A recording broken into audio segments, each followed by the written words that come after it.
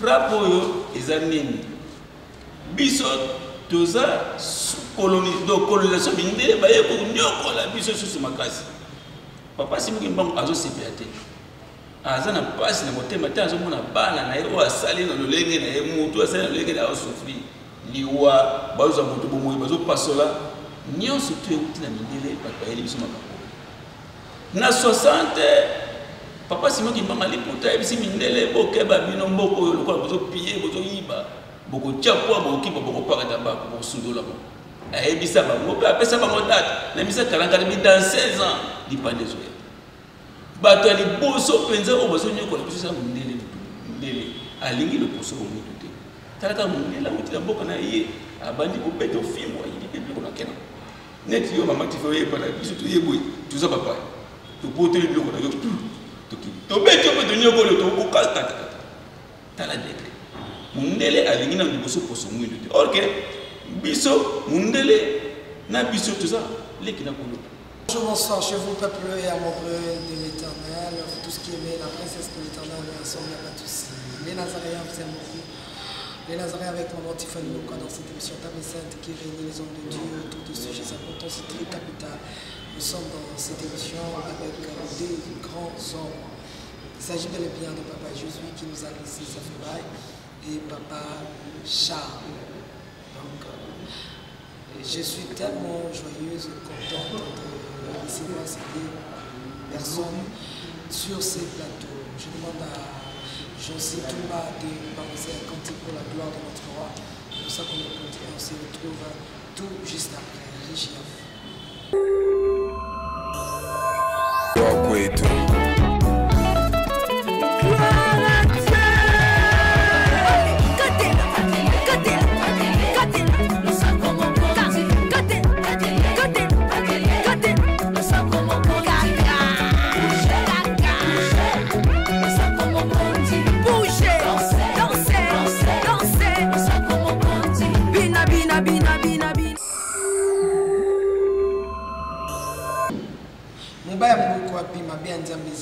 Comme je disais au départ, je suis avec Papa Jésus et Papa Charles. Ce sont mes deux invités pour vous édifier, nous édifier. Toujours quand vous connaîtrez la vérité vous affranchira. Nous avons vraiment besoin de connaître l'histoire de notre pays sur le plan religieux, sur le plan politique, sur le plan spirituel. Aussi sur tout le plan, ça va vraiment nous venir, mais ces cantiques, on a dédié un peu plus à Papa Guy Labala, avec la famille Labala, là je vois Mandoui, Tiffany Labala, princesse de l'Éternel, que Dieu te bénisse, maman Betty Kokelea, Nika, ma sœur de tout le temps, de chaque jour, que Dieu vous bénisse. Papa, non, papa, ma formule sur caméra. Caméra fungama nabana nani nabi utabanga mingi za Papa Charles yeti na kabanda na Papa Jésus tunaona Papa Charles. Bonjour maman Tiffany, bonjour. Bonne. Qui mes allés na ngola Papa Simoki Mbangu tuza kimi tuza bien bana mabota santé za bien. Kale. Tuzali malgré tout misa maboko tusalaka na ma déplacement na moni tuzo ma ba sabu kasi. Donc, il y a un message, Papa Simoki Mbangu, un message, Mo sala Papa Simoki Mbangu nenda zabo na kati banzela na kati pa ba servino wa bongo na kati na passer zo na retape mutuka na ye na kati na na ba sena ndana ni neve mais to kati musolo na teza ko Papa Simoki Mbangu parce que il y a de bons lutana ni boso côté lo c'est très bien. Donc l'équipe et Papa Charles mikolo l'équipe belé mo ba koko sezalaki mo makasi vous avez bima tout voyager, tout déplacer, tout ça. Papa Jésus est terrible na kopasola donc sur la passion de moi je me chope tandi de banda donc j'étais donc dans l'opération donc moi ils sont comme ba bengi yako donc to ya koto ba bengi ay ba ka ça bete parce que njili participa donc il y a vraiment mo ba ko so ça même lelo fallait que c'est l'opération mais to kati tu na biso koto donc azo diriger 6 médecins 6 docteurs de yaza titulaire azo corriger tous les 6 médecins donc ata basala opération so ya zate basala machacha makasi Donc il faut prier ça. Papa Jésus non moni on a terrible jeté. C'est que le nom qui top. Ba tu ba lembani opération, ba biso ba monter bon orage Papa Jésus. Kombo wana Jésus Noël les opérer makasi doso ya komi alors bika na kombo tata mwana. Au moins mutu opération et c'est toboki na place. Déjà il dépassé il y a 3 jours. Ba bengi ba pasolo ya pas si c'est parti sur ya baso ya parti to buku bi erne to buku na kati nini yaka. Donc mutu kwa bika ça passe.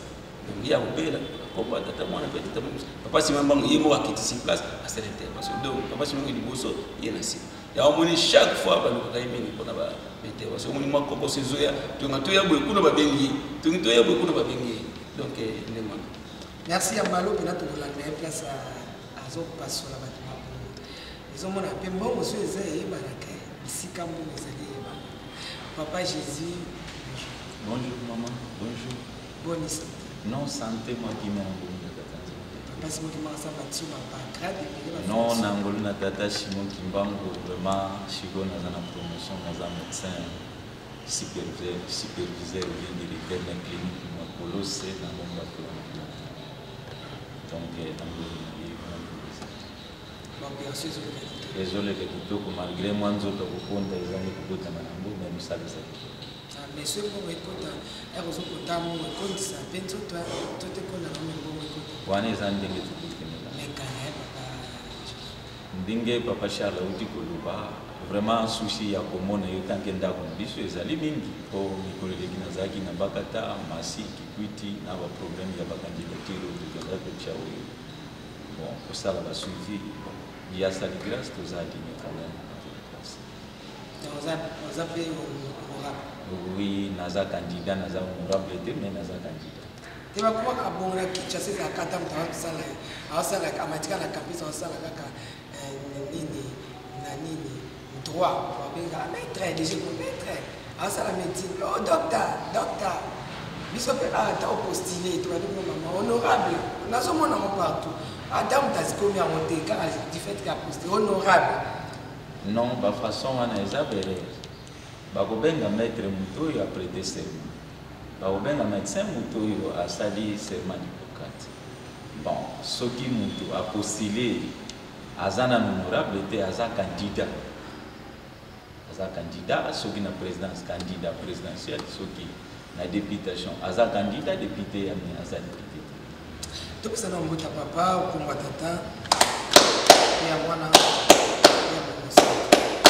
merci beaucoup mboto le papa Jésus mbote oyo eza mbote ya esengo eza mbote ya mapamboli donc tango ozoloba topesi papa mbote si présence wana bikuke fungami donc naomona makambo papa Charles likaba mbote biso toza 3 fois 5 la Trinité au nom du Père, Fils et Saint-Esprit bango misato baza moko tango bakomba tata ya mwana mpe tata mwana mosaka donc bango misato baza elongo moko donc mbote wana ezopesa na esengo ezopesa kimia ezopesa la présence moko ya kitoko etaye mbote yango topesa mbote bamisato 3 fois 5 code nini ebatami bon likambo mpena toye nango makasi eza likambo ya bible ndenge kaka toza na grammatos papa Kester ndenge babetaka biloko makasi concernant bible na ndenge bible kote uta na ndenge basala papa Simon Kimbango ntango bakangi ye bazoya na ye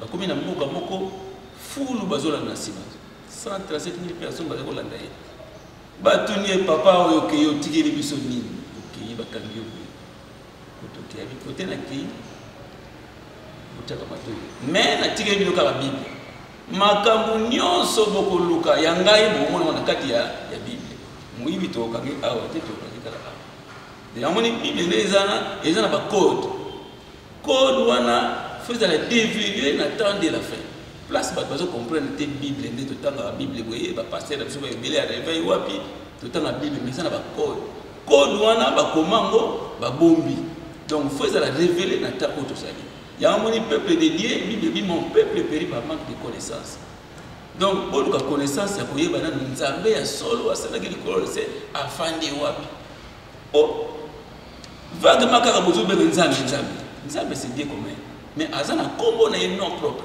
et puis afandi wapi azalaka wapi et puis abandaki na mokili ndenge nini yanga moni tout ça la Bible pesa musu ba minde batali ba secret musu ça na kati ya photo luka moi et tout différent photo pe musu ba mais un qui mbangi c'est solo un qui mbangi c'est solo na ko pe moté ka butali Bible parce que tozana oyo a émis biso na Jean 14 Jean 16 12 à 13 a bisé tango yé molimo mo santo très puissant tango akoya bisa bino ba sekele oyo bombama donc c'est ba code oyo bombama e komama na kati ya Bible ndeye akoya bisa biso soko to bisa peuple de ba comprendre mais jusque là toujours c'est ni peuple de bazo comprendre te yamana papa pour bazo ba ke makambo oyo ti ekozwa ekokota na bitu ya bato ekozwa temps ebele pamba te semence amabi se kota na bitu ya bato siko pona kolongola semence ko kokota kitoko nde place ça problème yamana toujours panza sango tata simiki bango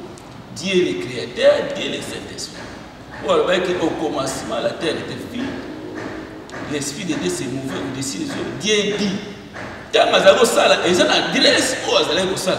L'adresse, on va comment on a la Bible. Mais va passer, vous allez comprendre. Il y a une Bible, ils ont un code. Code, on a ce qu'il faut attendre, vous allez dire, tu as un téléphone, tu as protégé. Code, il faut beaucoup d'ordinateur. Ordinateur, c'est un déverrouiller code.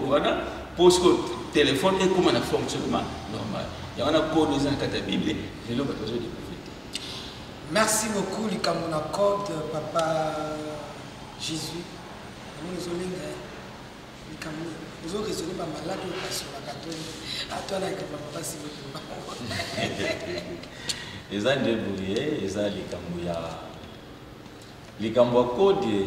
Oyo papa Charles azolo bela mingi ba comprendre te soki azolo bela code eza na code oyo eza existant batu ba comprendre yango na lolenge mususu mais eloko yango eza lokola mutu moko alingi akende na 3e niveau na komakila wapi nazomona kaba mire na isikali na uchamba kolo mais chiel ezali komatisa ko komisaire. C'est-à-dire des codes à Zolo, les codes de Papa Simon qui parle. Voilà, code de Papa Simon qui parle.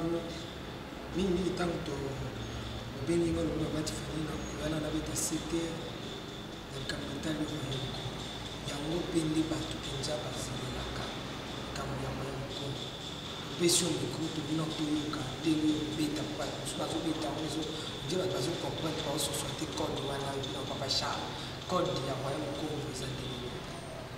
Code du royaume du Congo. Le premier royaume du Congo, ils allaient qui diriger. Donc, Nathan de Babel, Nathan de l'eau, au bateau, Basalaki tour de Babel. Ils allaient qui royaume, on a des cycles de Ouda, na Congo di Totila. Royaume one, ils allaient qui Nzambe Yemoko à Salaki. Tant que Basali la désobéissance. Nakat na royaume wana Nzambe a pandi tour de Babel, c'est-à-dire bikeke ya batu ekokani e panzani mutu na munoko na biteni na ye partout. Il arrive un petit temps moyeni Satana aye ko placer royaume na ye oyo ezali royaume de malheur a profiter oya ko tshaba biloko na ye ya lukuta. Par exemple ayena tongekolo bino ndenge bozo teisa bana eza malamu te boye ko la charpente boye ko la méniger o bino bozo sala na ndenge na bino botambola na pesa bino bo biloko nyonso wana alongoli aye ko tcha royaume na ye de malheur aye binkita oyo ya biso oyo lelo tozo komonela basi ye akenango ake établir royaume na royaume na ye oyo mundela ye ko tcha. Donc des premières ezaki créé na Dieu le Père, Dieu le Fils, Dieu le Saint-Esprit. Congo ni totila. Et si kama wota nyonso utaki. Royaume de malheur. Oyo ezali na temps oyo mundele oyo azokucha yako pesa kabatu bokonzi yako bebisa histoire ya mutu mudindu. Nde ememi bapasi na kuimite même kilo azoko diriger eza mokili na yete. Maintenant Bible ezoko déclarer malgré nyonso wana royaume de bonheur ezali na temps de prolongation akopesa yango tango akopesa royaume wana nyonso bapashi tozomona nde ekosila nani azali tata mokeli Donc c'est le Dieu, le Saint-Esprit, Papa Simon Kimbangu, ou le bal, tout le monde n'a pas ignorance. Donc Dieu le Père, azo komo na makambo nyonso ezolekela bato bapasi bakufa banini nzala ayebi yango mais ezata ya prolongation mpona moyini satana na matière na ye oyo azokoya nango pour que alongola yango mokili ezwa kimia. Donc mpona yango nakopesa na le premier chapitre rapidement pour bato bazala balobeli ezali kambo nzambe ndenge nini tozwi chapitre te aza koloba ndenge wana aza koloba ndenge wana. Donc tokomona yango na mokanda na Daniel chapitre 5 verset 21. Bientôt il veut mettre fin au désordre spirituel et moral que le diable a introduit dans le monde.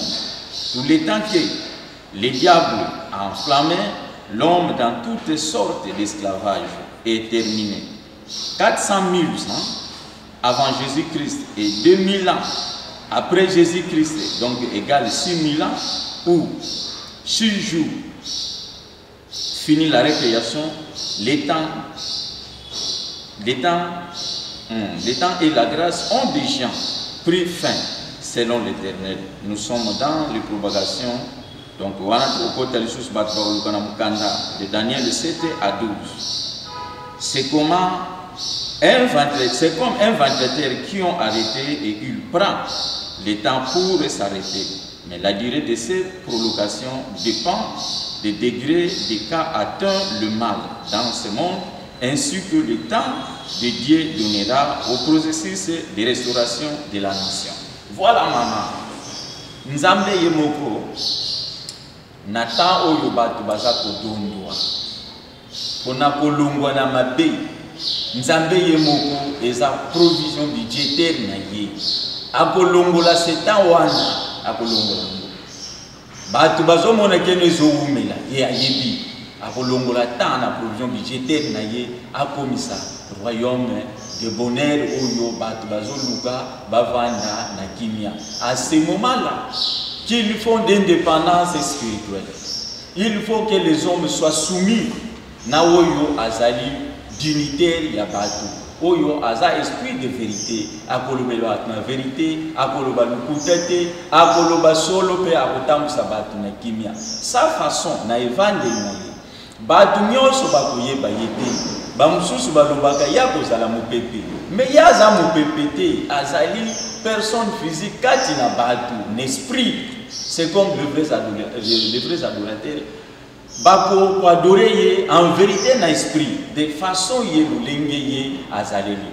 Ba oyo to yebi peuple de Dieu o ba yebi ba vangi na ye. Oyo ba ya vanda kati na batu nde tozote ya batu. Azana musika Papa Simon Kimbangu azali ye wana akolongola malere yende mutu akotablir le royaume de bonheur pour que batu ba vanda kitoko ba vanda na kimia. Yango nela lingati na lobela surtout lelo sur le point ya royaume de bonheur. Papa Jésus, est-ce que Papa Simon Kimbangu a mis ça quand avec le temps 4e mois, on a vu avec le temps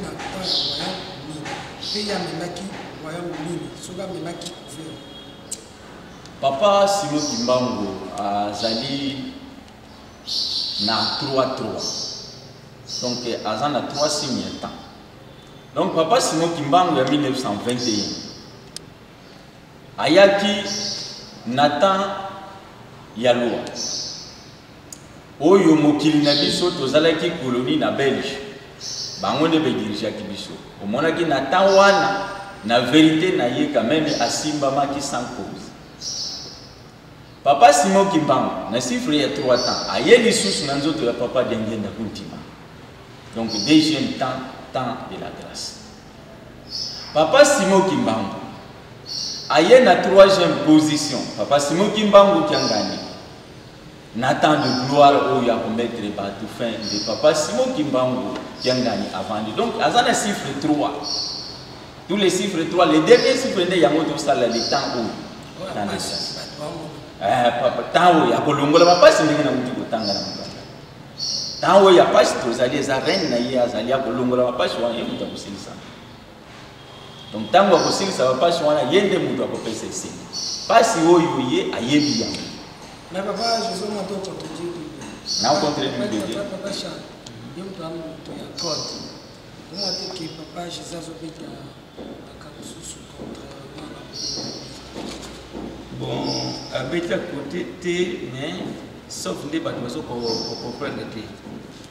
Dans un royaume où il y a des bossos, ils ont pris sa vie sur passe. Le royaume où ils ont pris sa vie sur passe, où ils ont mindélé, ils ont commandé le président de la mindélé, ils ont président à ce pouvoir. Namboulou a pas de la force de parce que la RDC hasard les athées.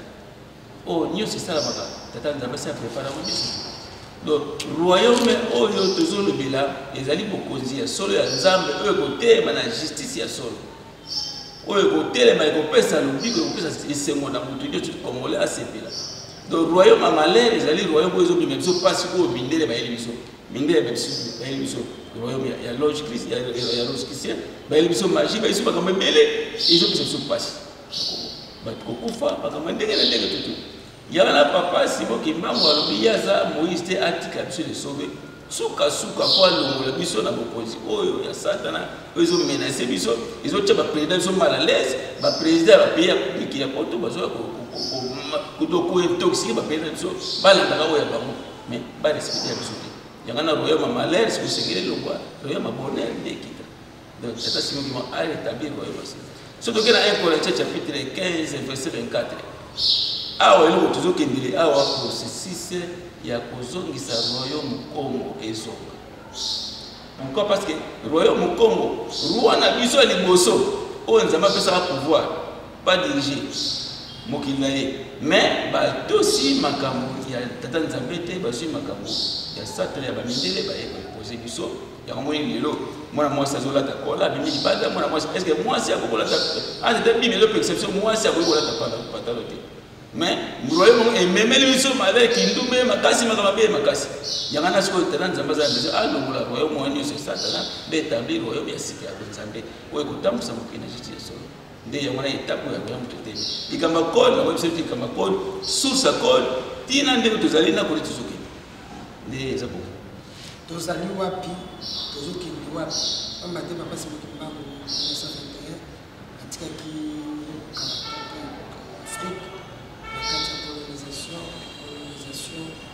ya non mais basusu balobi ete échanger na oka forme tiki okata bakoko na biso maboko ekomi soki bazonyekola biso na modernisation yo beta na code toza et numéro 1 code na ezali si base ya Bible. Donc il y a si base ya Bible ti tant le peuple libre to enseigner peuple libre va comprendre les codes dans la Bible place tout ça eli pamba te tout ça na diviser.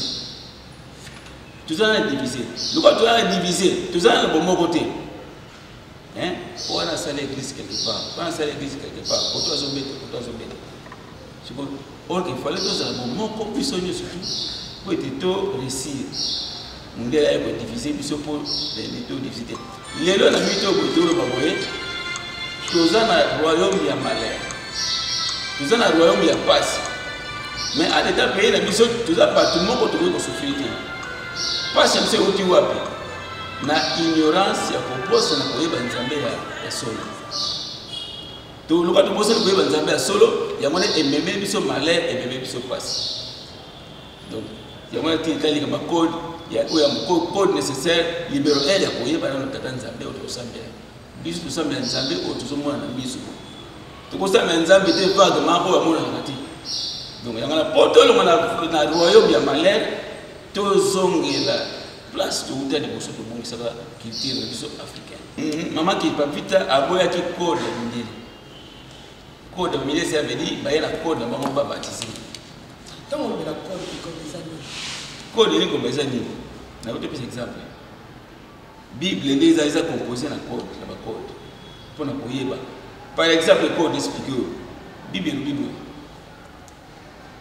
Biso nazo tsikola biso ndenge biso bakimanga tozali.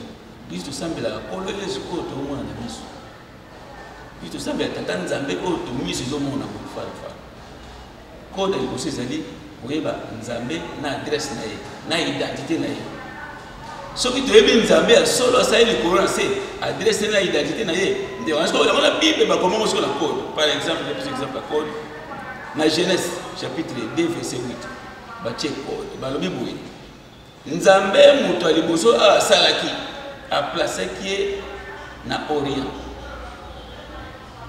Donc tant babi Orient ça veut dire code na Eden code wana sikoyo tant mutu azotanga bible azotanga moto ya liboso nzambe asalaki atiaki na Orient sikoyo Orient tant batie Orient eza code batie wana sikoyo mutu tanga azomona Orient azocomprendre te Orient ngo eza wapi na likolo basalika na likolo na mapata to wapi après so kiti na 12 balobi bazwaki omnix bazwaki belelium na omnix et puis babi mboka ngo eza na or ebele en te pi code sikoyo tango mutu azotanga bible atangi Adam baplaçaki na Orient sikoyo mutu moya comprendre ça te Orient eza na continent nini epe wapi na pays nini sikoyo lelo sikoyo biso toexplike bato code wana ya opate bakomaki ke nzambe azwaki Adam aplaçaki na Orient.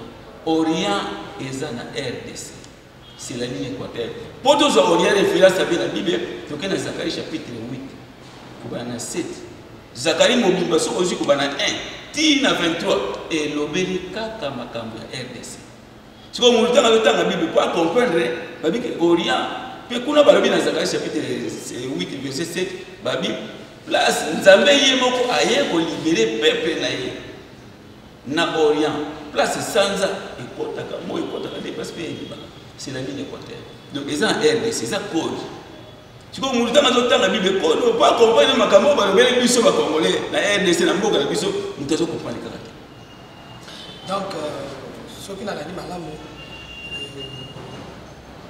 bah de ce qui m'a fait voilà parce que nous sommes dans la bible voilà ils appellent beaucoup donc moto tanga azotanga bible faut zana na ba recherche otala tamba komi na ye ko li totanga mo poto mo clairement poto to expliquer pas comprendre clairement totanga mo s'il vous plaît permettez. Merci pendant qu'on fait le carré on fait la bible dans son nom papa Jésus le cambo ya royaume Congo papa c'est qui parle atiki biso na royaume Papa Simon Kimbangu atiki biso na royaume de Congo d'Intotila. Royaume Congo d'Intotila. Kunende ebandi. Kunende bokonzi nyonso. Kunende makambu nyonso evandaki. Kunende administration bato ba nyonso ezalaki na biso. Indépendance ezwami papa Simon Kimbangu. Indépendance papa Simon Kimbangu azalaki azana boloko na Lubumbashi. Akangami déjà mais bosomi ati kango de meye a kangamati pona kowela bosomi ya bato bayindo et puis ye mutu afuti misolo po ke bato bayindo bazo bosomi oui yango na zoloba royaume Congo banye na Congo d'Intotila biso nyonso to uti na kola kuna na royaume Congo administration na biso ndenge na utaki ko le premier royaume des Gènes Oyo ya bobebi et troisième royaume est établi atika biso na royaume Congo d'Intotila kuna na Angola na kola mabota nyonso kuna nde tozalaki na administration na biso tozalaki na nyonso ya kovanda ba chef d'état major sécurité nyonso ebandaki kuna ezalaki bokonzi na biso ezalaki na royaume yango omonaka biso toza ba roi na kati ya Congo il faut soki bato ya potopoto te bokonzi na biso ekoki kotangisaka makila te ekozala kaka na kati ya Roma ekobima ndenge ba Belge bazali lelo euti na ba Flamand eke na ba Wallon euti na ba Wallon ezongi na ba Flamand nyonso wana pa na biso ezosalama te po ke ya za moyini ya kobebisa peuple noir aye kobebisa nde administration na biso ebebi mais Nzambe lokola za mokeli ya bato souci wana ezali qu'il faut royaume ezonga bitumba ozomona lobikeno papa Simon Kimbangu ya pas choix na pasi oui ayebi de akozongi sa kimia wana kuya batu soki bazongi na royaume bokonzi ya boboma ne kozala lisusu te bokonzi ono botia boye kozala lisusu te bapashe kozala te nyonso bandi kotambola na ndenge bato esengeli batambola na kimia donc le royaume ya complète la koyeba pasi il faut ça namona que osali marche moko bete papa Diange nazalaki na royaume ya Grèce c'est ça oui papa Simon Kimbangu na royaume ya nini papa Simon Kimbangu azali na royaume donc na fin aza na temps ya fin ye moto azosilisa bapasi nyonso ezali donc soki omoni ya Dieu de gloire Seigneur de gloire et tout ça na ndenge omonaka badetail na Bible mais maintenant ye azali mpona suka mpona bato base papa Simon Kimbangu kianga ye aye kosukisa basi moyini papa Simon Kimbangu mutaki kobatisa ye wana kaka na pesa qui bouli pour non bosana. Donc c'est un problème spirituel. Il y a l'incarnation. Aïe en 1921, aïe en 1918, aïe en 1959. Kaka mutu moko wana azoka. Kimbangu ya 21 tozana. Kimbangu ya 1928 ye wana. Kimbangu ya 1959 ye wana kaka mutu moko azoka. Azambu sikate kaka ye wana mutu. Donc qui dit papa Simon Kimbangu Tiangani, c'est papa Dingenda. Papa Dingenda, c'est papa Simon Kimbangu, Yali Puta 1921. Papa Dingenda, Kimbangu Dingenda, Yewana Kimbangu Yali Puta, Yewana papa Simon Kimbangu Tiangani, Yewana Kimbangu ya 1921, Mutu Moko Kaka. Nangina tu na papa Jésus, papa Simon Kimbangu Tiangani, ouais, il y a 6 ans, akozwa akubanana nani. Pour papa Simon Kimbangu ya 1921 bandaki na babila frappé bango na mabela frappé bango na vérité bango frappé na nzoto a papa Simon Kimbangu Kianga ya osilisa abana na ko frappé na mboka oyo batambwisi mboka lolenge ye alingi te to lolenge ya alingi to kobanda na bablanc otuna oza na piège pour la. Donc, papa Simon Kimbangu, ye aza ko frappé kaka bayimbo kate. Aza monde entier. Ye aza nzambe moké. Quel pas vendre sa royaume au banda pour frapper banane. Pour le lot, tout le monde a été tout récupéré le conduit ezalaki déjà kobeba na ba ndele kobeta ba kokona biso. Papa Simon Kimbangu abandaki nde ko frapper bango. Mais akoye kolisa bayindi ko fungula miso, ako frapper mindele na maloba. Alors papa Simon Kimbangu Kianga ya kobanda na nani pour avandisa royaume Congo to bazongisa royaume Congo. Mutu nyonso oyo aza kote oyo alunga banite na maluba akozwa frappe ya ezali po kombo eza pona libota te eza kaka pona RDC te ezala bao bazana Angola ezala bazana Afrique du Sud ezala bazana poto ye akosala bao yo baza contre o baza konyokola bana na tata nzambe elembo na ye kolonga. Voilà le lendo kotela mamisala na ye kosalama azaka kati ko frapper ba yimboka ako frapper ba nyonso ba o bazana itambuli mabe o baza kobebisa pepe nde frapper kozala kati na makamu sine komona na kati na bango ezaka kati ke no ba congolais plus ya wana Congo te partout ya za partout ako kotela mo ba mate to mona ba mneso yaka na mbuka awo bakenda kuluka libanda baluka ka bato bazali banda to mona ke même à l'élection sur les sites où on a envie de passer donc catholique. Or, tous ceux qui colonisés par là, autant moi mais il est possible de répondre pas sur ça. Il faut aussi comprendre que c'est là papa Charles, c'est là qui papa Jésus. Il y a beaucoup de la web pour aller faire des malheurs, ils ont mal à frapper, pour nous frapper, il faut qu'on tape dans le côté de la camp, au bête, ou à tout bête, il va côté dans la camp. Alors, on va nous frapper nan. Mais pour nan, il m'a caillé. Pour l'élection, à temps, nous sommes votés à ce signe de la catholique. Nous avons un père, mais surtout comme un tata. Un tata, parce que nous avons l'église catholique.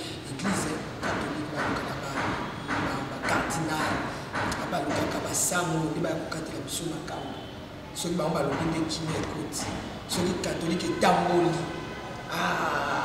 baya politique bazwima kolinga napesaka mpe papa Charles esi ebatie bamingi.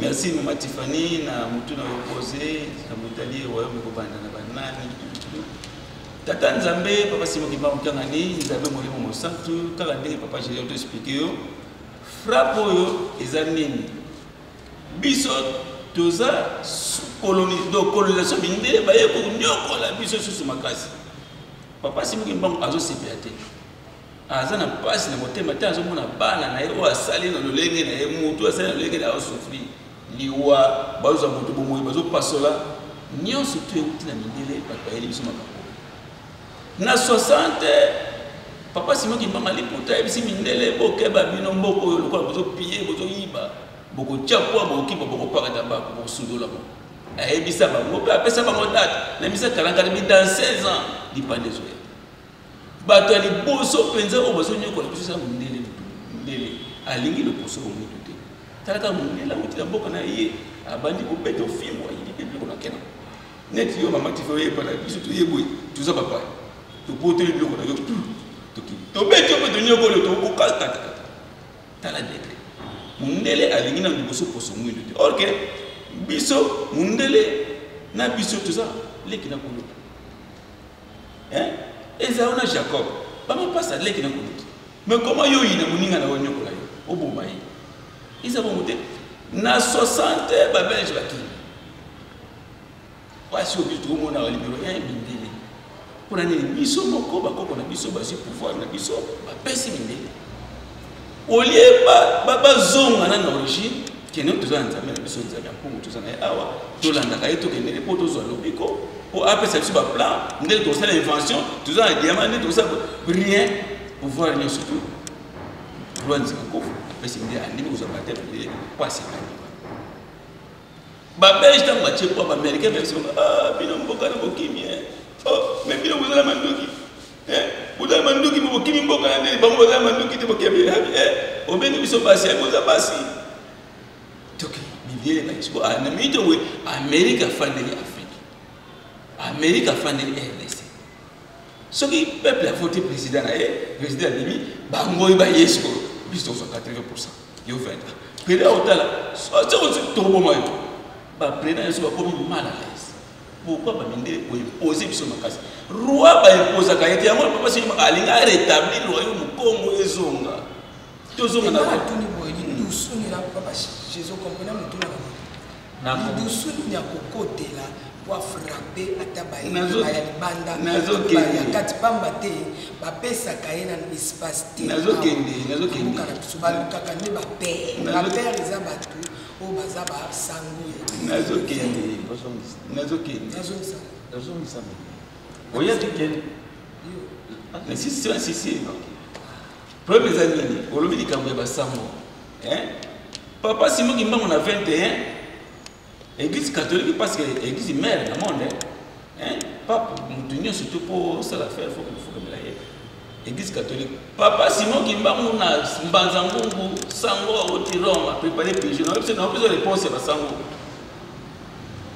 akobanda kofrappe na banani basango bapréparé pigeon bakalingi ye bien batie supu sango lata nzamba akende prisonnier wana soki alega pigeon mpo totie poison ya degré ya makasi soki ataka usapasi asimbi akodaya na bafamille nyonso baveki esimbi te akofrappe banani yango nazokende place na pesa réponse place ya kobanda kofrappe ntango sango aye bobisa Kimbangu na prison bake bafongoli baprisier na bachaine po ya chine te foko totala po ya chaine wana ya kingo na maboko tina makolo mais mutu ana kasho bakangi kaka bachaine abimisi azwi bizwa pigeon na elio pigeon papa Simon atala bi na yo mpe nganga nzambe boti poto boye kona bapoison boboma biso nalakisa te nganga nzambe molimo mosantu nakufaka na poison te nakufa te azwi poison wana ntango asambi mpona poison pigeon abongami akomi mobimba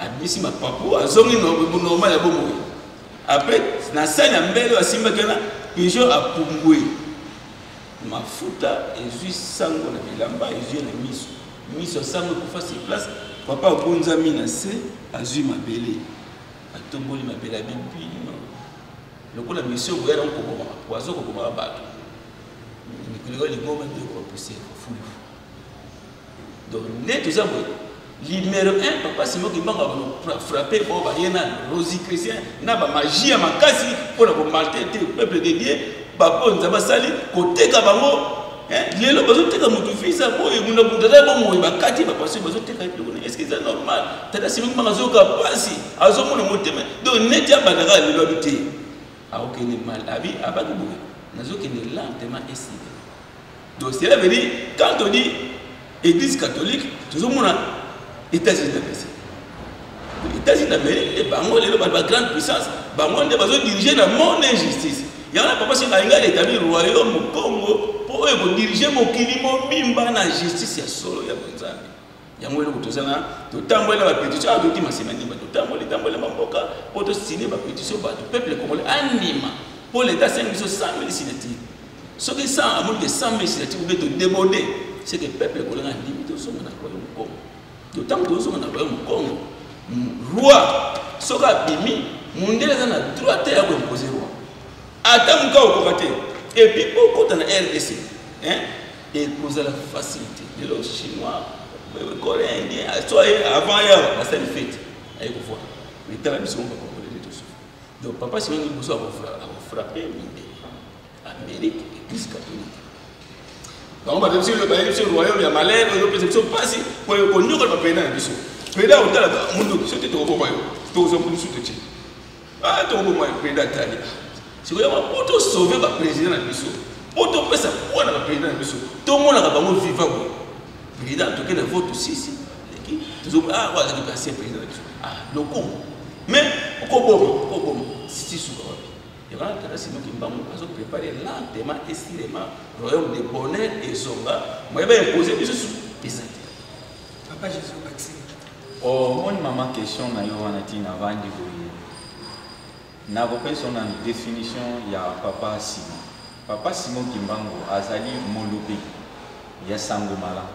Azali mokundoli ya mabema ya mabomba mina mugili. Ndenge toza na immeuble na yo awa na ndako na yo mais nyonso ezipami est-ce que nzambe azomona biso te aza na limite esika ya kokotela partout nzela ezali soki bango bekataka ye te no tokoyebisa esango na biso te bayebi mpo aza lolenge oyo bango baza te soki bayebaka ke no tokoki kokolabore na bango mbele bakobembe mais ye aza na kati définition ya papa Simon Kimbangu azali molobeli ya sango mokunduli ya mabema ya mabombami na mokili na boyebiso un ami moko boye kata ndenge ni papa Simon Kimbangu akomonela kokotela wapi un ami excusez bien aimé natanga kombo no te meloko l'autorisaki ngai natanga kombo na yo ko eza na mo secrétaire naza na colonel moko boye awuti kokende na bagarre na Rwanda aza mwana ya komina sasa kombo na malwa un certain tribu ya baluba na bondelaki pona ye na yebisaki ayaki na ndako na yebisi kende guerre okozonga mais namoni vision moko ozanango na guerre kuna ozokende okutana makambo massage kolekela mokokufa te mais certains tatango akena guerre kuna badali ba blessé bazalaki ebele apemi babeti manduku soki arme ni na bandako yebisanga wana na profil na yepe na kola biso après mission alembi atoki aye kolala tango alali vers la fin ayaki komona papa mfuma longo nzoto na makila donc méchant moko akosakana ta lobi omoni yo ozobunda te ngande mutu nazobundela bino poki bosala boye quelque temps wana nakokomisa ngo coucher mais témoigner évangile oyo bazalaki mibale moko wa président kende déjà na kamba ko témoigner mais ye ndenge tozoloba boye aza na Afrique du Sud azoya po akene kamba akende ko témoigner naza na message na profil amonaki ye ndenge nini puisque balobi papa mfuma longo akufa ye aza molimo ye aza nzambe malgré bato bandimaka te ye aza molimo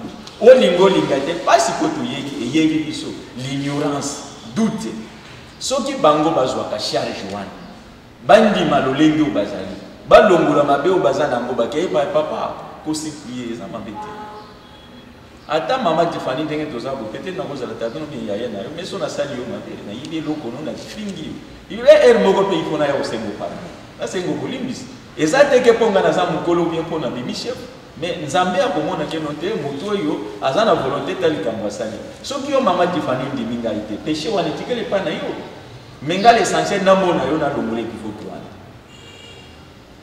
donc c'est ça problème aza molimo akokota partout ndenga mona na kina wana ndenga mona na les États-Unis d'Amérique partout aza molimo aza facile ya kokota aza nzambe donc aza capable azotelme la mabe et si la malamu evanda pour reine na ye et yeba na bana ya nzambe balonga na pasi parce que reine eza na maboko ya Satan de diable. Merci beaucoup Papa Jésus. Tout ce Papa Charles Ok, merci Maman Tiffany. Merci. Code ya Bible ezali boye. Sur RDC. RDC ba comment la Bible. Mais ba check code. Mutu pas découvrir que mukana Zakari oyo ezobe RDC kubana na 8 kilo suka na 23. Elobe RDC mais mutu tanga otanga passer otanga baté na ndenge na. Mais ok makambo nyonso Zakari chapitre 8 elobe RDC. Na kozongo sina mwa mukesi mamuke. Elobe RDC na Esaïe chapitre 14 verset 7. Dit bébé moi na mwasi muka kozozemi akopota mwana.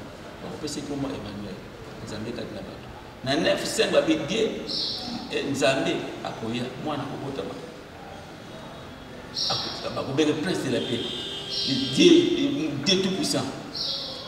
Ti ba pesi Bible na ba pesi adresse que mwana ngo kombo ezanini mais kuna bakomi Emmanuel. Mais mboka ba chete. Mama pe akokota mwana ope bakomi pe kombo na ete. Mboka pe ba chete. Mais tant que tolongo dans l'Ancien Testament, dans le Nouveau Testament, toujours mon bakomi Marie Ange Abimeli ali ozoze ndokobota mwana. Donc les accords non bâtis dans l'Ancien Testament, tu faut la déverrer la grâce. La grâce d'être au Dieu mon ah nzoka mwana ngo o baloba que c'est Jésus-Christ. Ah nzoka mboko ko ça Israël, la Bethléem. Voilà adresse de Jésus-Christ. Na carte électorale tamayaki bale boso na. Donc code wana ya Esaïe 7:14, Esaïe 9 verset 5, Esaïe 19 à 20 et l'obéli tangwana kala mais on fait ko kisama lelo pour tout monde on a mis sur oui prophétie au balobela ki to code ba koma kawa c'est ba deverium ba ko comprendre ni to solo kula na bien de la code mo ba komi ni ti a 7 testament ba komi kombo ya Jésus awate hein ko ba na Genèse na Malachi kombo ya Jésus Christ c'est ça code révélé au temps de la grâce. Tout le monde est Jésus. Bethléem. Maman Marie. Nga na mobatu yeba yiti habite molimo mosanto akokuvuli okozozé donc te bala santa Chelsea le mosanto. Donc tant que molimo mosanto au commencement était la parole était avec Dieu et la parole était Dieu et la parole s'est fait chair. Molimo wana ezali koloba et là tinzoto. Bon comment est-ce que Jésus-Christ a la tinzoto na molimo to moni yembe na Bethléem.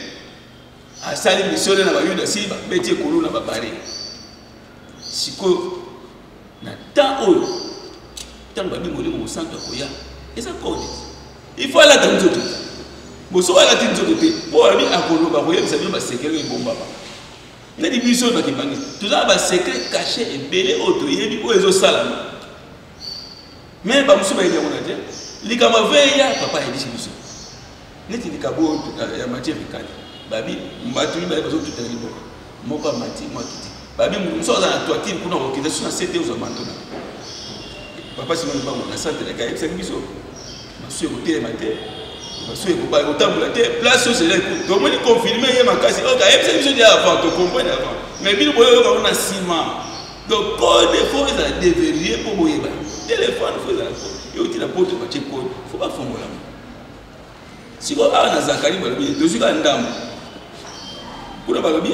Ainsi parle l'Éternel des armées, voici, j'ai délivré. Pourquoi si vous demandez à y pour délivrer le peuple, ou à cela qui n'est pas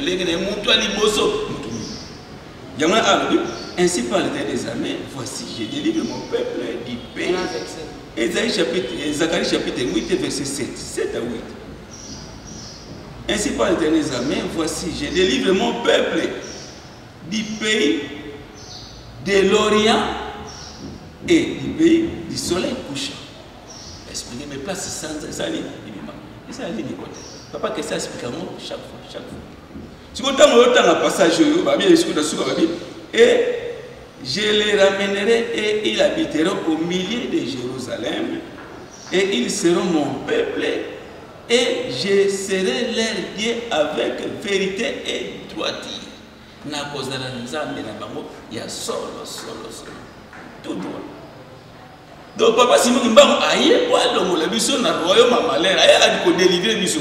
Kuna na 11 babi de tout la dans bien. Na 11 babi maintenant je ne suis pas pour les restes de ces peuples comme j'étais dans les temps passés dit l'Éternel des armées. Nene na papa Simon Kimbango. Aye bisi ba sakole beaucoup. Ngai nzambe na bisi mungu mikolo ko ya tala ça. Ndeba komi. Ya ba siko papa Simon Kimbango aza su nzambe osala ki ba Daniel kuna te asali ba na Israël na kala aza su kuna te azongi na mokili na place madame mokili place santé bimaka ligne équateur c'est orient biso toza na orient toza ba moyen orient te toza pe occidenté est-ce que tant muto pasteur tant le temps pasteur s'il vous plaît tant a bien bandela mo bien comprendre le verset le beli ka ba Congo tata nzambe aye ko délivrer peuple na Siko ya baboni code ba komaki awa faut ils a dévirer le temps au faire si on kuna pe ba lobi su nzambe tanga ko ya batu tanga ba comprendre papa si mutu ba nzambe boli mo sa ko keliye nde na poto batu na poto ba ko tambola ba ko luka wapi ki bagi sika sali ba okaka ene bila ba kangiela tokei toyoki ke bino bozana nzambe na mboka na bino bon mais ma biso ko la service pe sali to mona ezaba mbemo clair na monde awa banani ba beta ka tolo ke biso sanza botangela nzambe nini ko beta ka tolo pe bilemoni azana mo et ba religieux c'est bien beta to bazanza. Excusez maman. OK, pour le bien surtout que la progrès stress. Nous comme ça posons la question que oui et pas la biso pe nzamba ça la miracle pe zo mona oui kuna na progrès ba biso pe babi bokeba pour na mito to ba mama Tiffany Satan aye à côté na état d'église afin li pas chez azo diriger miracle que ça la papa c'est possible oui ça la papa oh baba il faut prophète donc c'est est-ce que ça solo ya tata nzambe ou nous allons na apocalypse ba bible so miracle nyon c'est ça la makako ni mango te muso nzambe te nazanga ki kopa musala na musala te na ke prophète muso asambeli ngabu je suis peu kopa musala dans na kopa musala ko na ke na moi $10,000 na pembeni ko kuna mukozi asala ke rela kwa ko isango je suis $10,000 pour na palais offrande che ba $100 ba $1,000 lo pesa mais faut y avoir source mbongo na zo yango wapi siko yo ndi nzamba asali grâce na komi na mbongo be mais tant komi na mbongo be osali si banani au moins mbongo komi ya baba le père oh nzamba lo sala mbongo yo le moni passe de souffrir aux mbongo tant aux mbongo sala mon so na vie na papa Jésus mundele mo zo sabi bino ba mwini ba congolais bozo zo mbongo boye ko simba ta ko bodo biso so de pa na bino so do mbongo to to na mbongo na biso to ke no to ke fo msambo to bila bozo fo msambo est ce que vous comprenez mutu mwini aux mbongo ke na ba sala ta compagnie mo boye avec $10,000 au Congo, la taille de 10 personnes au créé, Yosi Mogue la balle, Basiba, Oye, Zaba Salika grâce, Zaba Pessimo Mousso. Bible, miracle, nuance, merci beaucoup, papa Charles Leto, qui t'a permis pour l'introduction à l'émission à l'ego, où est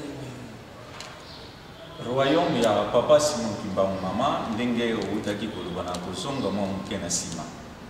Kolobakeno akokotela ndenge nini azali le Saint-Esprit. Pour battre découvrir que non c'est lui le Saint-Esprit, il faut bazala. On est dans la famille. Tata ko pesa pouvoir na bana oya vani na mama. Mais ça te que puisque aboti bana sek ba msusu bazana poto, mkolo yazo kufa zo pouvoir wana apesa bana bazana poto. Ako pesa kaka bana ba mona ka. Bao ba moni souffrance na yi. Bao ba moni. Donc batu ba yindo malgré to vandi tous ces animaux. Pour na royaume. Batu bazo comprendre papa te. Batu bazo comprendre de l'origine l'église Kimbangisa. Neti mtuna moke blessé ngai keno papa il faut ba kende ko benga batu catholique to mona ka papa ba benga ka yete. Non.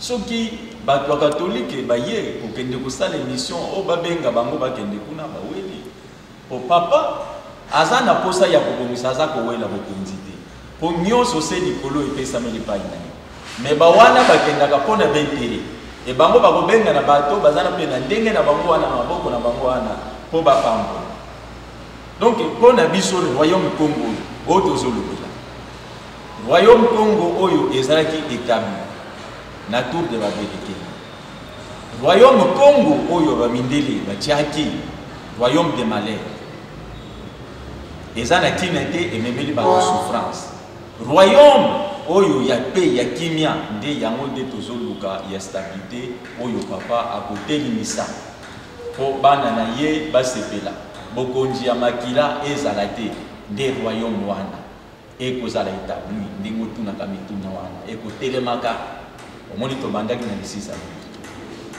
eleki evenema ye sikoyo tozolobela si le royaume Congo ti kuna mpe okomona accomplissement nango ndenge kosalamaka petit à petit ndenge tozopusana tandis que yaza 1000 pattes biso mpe toza na nsima na ye lokola yakendaka mbangu te malembe ti kuna kaka tokokoma royaume Congo ekozala oyo mpona bonheur na bana na bato ekozala établi ekomonana.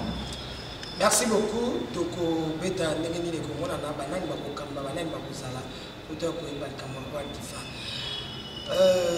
toko na suka ya mission biso mpona kokona lelo papa Charles elobana yo mpona lelo ezali liloba na ngai nécessité ezali boye mbala nsima tokokorrige l'erreur oyo l'église na biso efandi awa ndenge olobi baeglise ebele nzambe mpasalelaki tokokorrige l'erreur wana puis parce que tata nzambe asala likambo te sanka atina basakoli boyebisa bango tata nzambe ava asala likambo atindi bana na ye bopatisa ngo boyebisa bango boye soki bayoka bakobika po mpe bayoka te bakobika te na noa papa nzambe abomaki ayebisika na noa tongaka masuwa me bateyaki mais lelo toyoki ya bato boyeba nzambe simokimani basimokimani nzambe boyebisa bango tala nzambe asalaka likambo te sans ayebisa tozoyebisa bandeko na biso église de réveil bo erreur eza makasi satana akoti na kati église afandi azodirige sikoyo bandimi bazobina bazoyemba bazobeta bazosambela na desordre yango wana toteya bango batika kosambela na desordre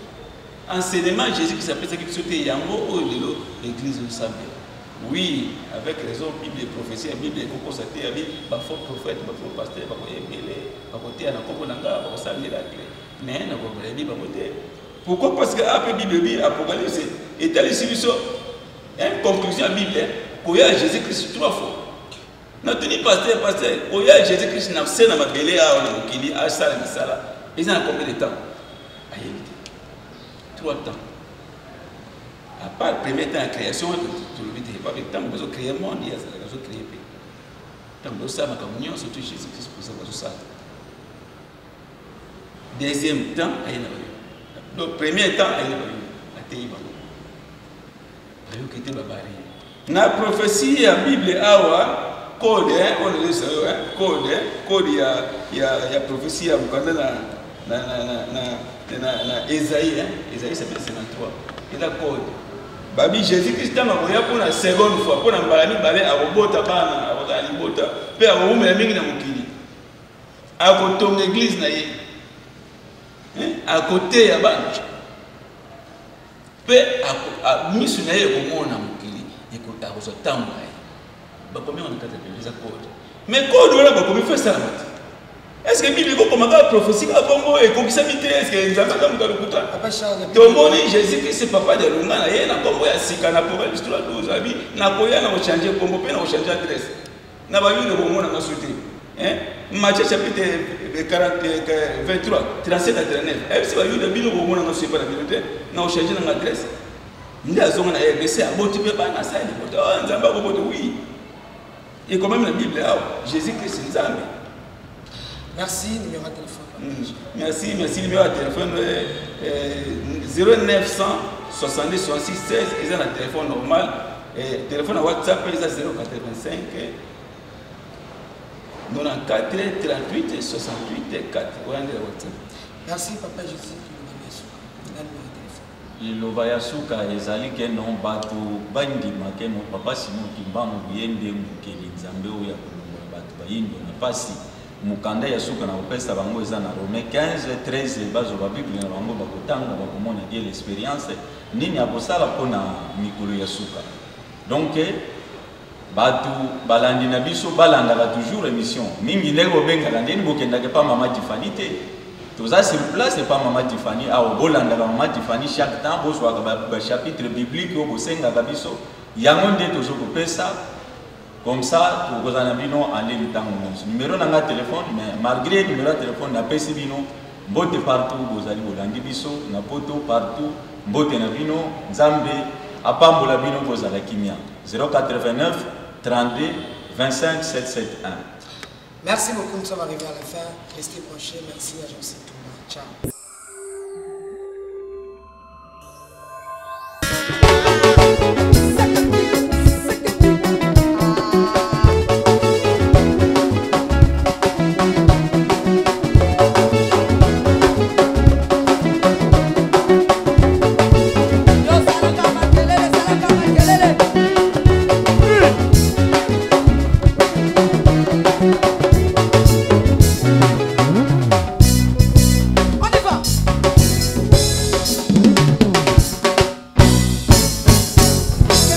Alléluia.